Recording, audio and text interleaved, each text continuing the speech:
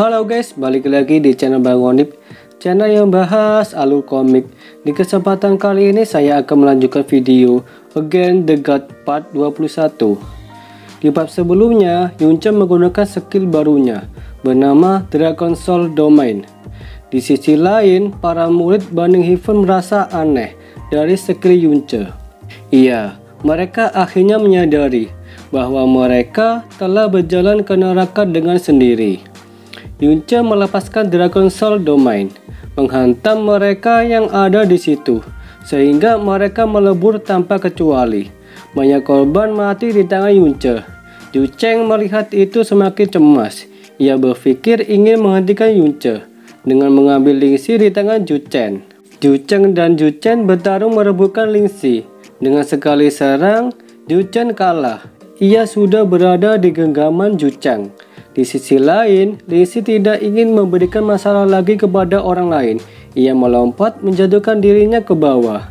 Yunche yang melihat itu, fokusnya teralihkan ke Lingxi. Inilah kesempatan mereka buat menyerang Yunche. Meskipun mendapatkan beberapa serangan, Yunche tak mempedulikannya. Ia mengutamakan keselamatan Lingxi. Dengan begitu, Yunche melesat menuju ke arah Lingxi agar bisa menggapainya. Ia menggunakan Profound Handle. Dengan begitu, ia dapat menangkap Lingxi.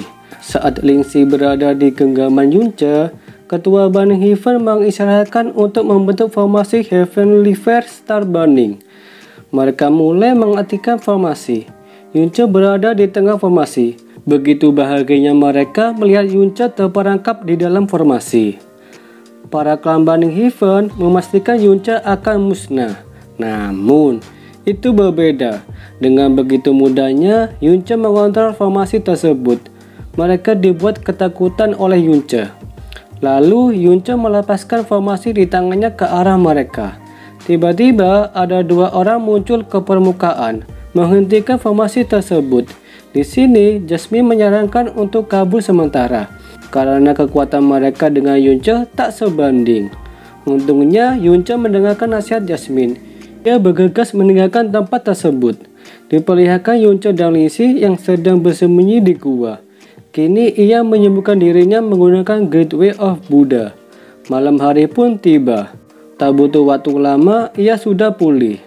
Di sini ia merasakan hawa keberadaan seseorang yang mendekat. Dan benar saja, mereka berdua mencari keberadaan Yunche. Mereka sudah disambut oleh Yunche. Sontak mereka kaget. Orang yang mereka cari ada di depan matanya. Dengan cepat, Yunche melibas mereka berdua. Mereka tewas di tangan Yunche. Di sini, ia berinisiatif menggunakan mayat tersebut dengan Profound Handle. Yunche dapat membaca ingatan mereka. Ini akan memudahkan Yunche untuk masuk ke klan Burning Heaven.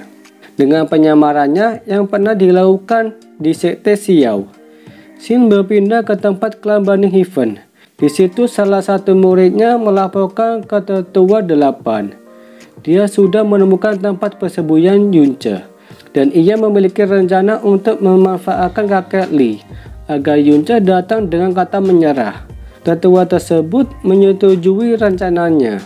Pria itu mendatangi penjara bawah tanah. Di situ ada penjaga. Maksud kedatangannya ingin menemui kakek Yunche dengan membawa surat perintah. Penjaga tersebut mempersilahkan saat akan masuk, pria tersebut langsung menyerang penjaga. Itu adalah Yunche yang menyamar menjadi anggota Burning Heaven. Dengan gampangnya mereka terbunuh. Dipertemukanlah Yunche dengan kakeknya. Ia membawa keluar, menghancurkan penjara menerobos ke atas. Setelah itu, Yunche meminta Xenoponic membawanya ke tempat persembunyian Lingxi. Dan untuk Yunche sendiri, ia akan menghadapi klan Burning Heaven. Kini ia di depan Burning Heaven. Yunche secara langsung memprovokasi mereka dengan mengatakan akan melenyapkan klan Burning Heaven dari muka bumi ini dalam 1 bulan. Merasa harga diri klan Burning Heaven diinjak-injak seorang bocah, mereka keluar menghadapi Yunche. Grandmaster dan Tetua 8 terpancing siasat Yunche. Yunche menggiring mereka masuk ke hutan. Di sini, Yunche bersembunyi menggunakan Profound Handle. Mereka tak menyadari bahwa yang mereka kejar itu bayangan Yunche. Dan Yunche sendiri kembali ke klan Burning Heaven. Dengan begitu, Yunce leluasa mengobrak-abrik mereka. Saat ini, ia sudah berada di depan mata mereka. Mereka kebingungan dong, mempertanyakan Grandmasternya dan Tetua Delapan kemana perginya. Oh, kau membicarakan dua orang bodoh itu. Dia sedang bermain api di hutan. Tapi yang pasti, aku lebih suka membunuh anjing. Nyala kalian! Satu persatu dari mereka tewas di tangan Yunce. Tak cukup sampai di situ saja, Yunce menggunakan skill Demon Lotusnya. Terbantailah mereka. Setelah itu, Yunce menculik Jucheng. Dibawalah dia ke tempat persembunyiannya. Grandmaster dan Tetua Delapan mendengar ledakan besar tak jauh dari tempatnya. Dengan cepat, mereka kembali ke klan Bunny Heaven. Beberapa saat kemudian, mereka tiba. Betapa terpukulnya mereka berdua melihat klan Bunny Heaven hangus tak tersisa. Hanya menyisakan beberapa anggota yang masih hidup. Lebih parahnya lagi, Jucheng diculik oleh Yunce. Grandmaster Yiju melepaskan aura membunuhnya. Bentuk dirinya tak becus mengurus klannya.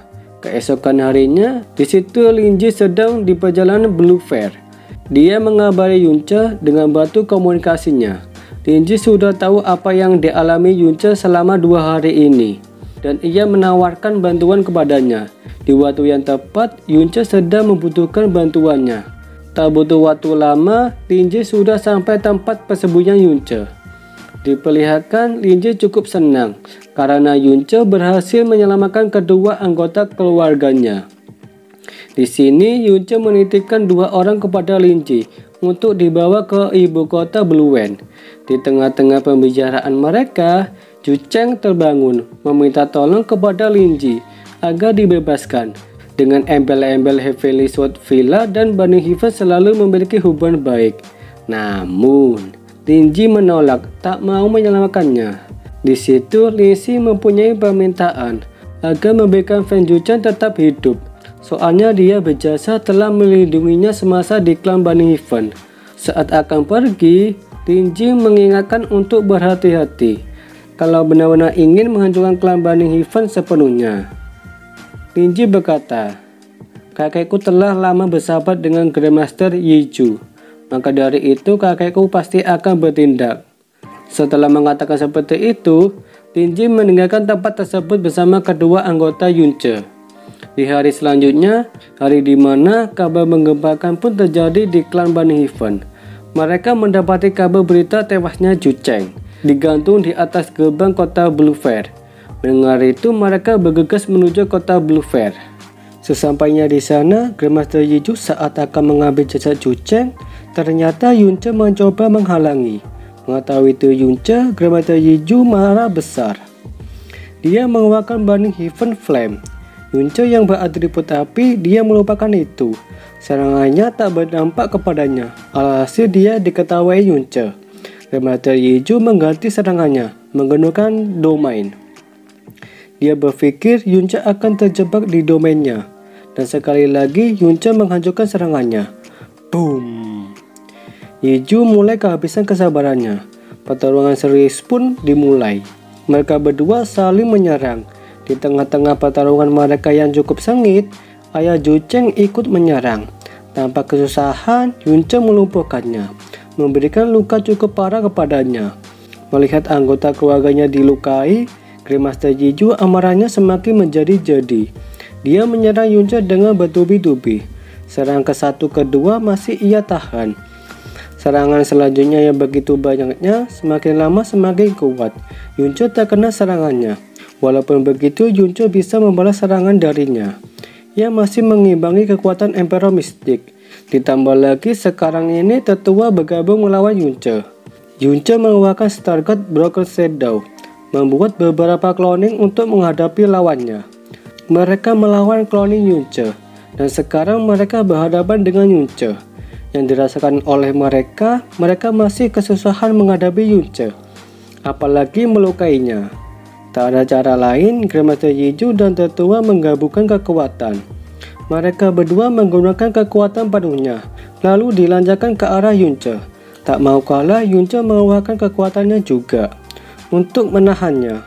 Adu serangan kembali terjadi. Mereka seimbang. Di sisi Yiju, dia menambah energinya. Serangan Yunce tak bisa menahan kekuatan mereka yang begitu besar. Alhasil Yunce terkena serangan darinya. Boom! Kabut asap menutupi area di sekitar.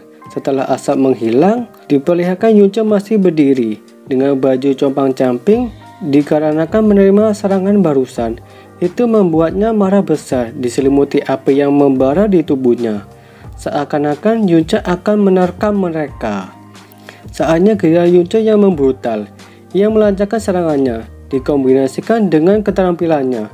Itu dapat melukai mereka. Tak sampai di situ saja, Yunce melanjutkan serangannya, bernama Dash of the Ponic Wing. Boom! Itu menyebabkan lekukan tanah yang begitu besar. Dirasa tubuh Yunce akan segera mencapai batasnya. Untuk mengantisipasi serangan susulan yang datang, ia bergegas meninggalkan tempat tersebut.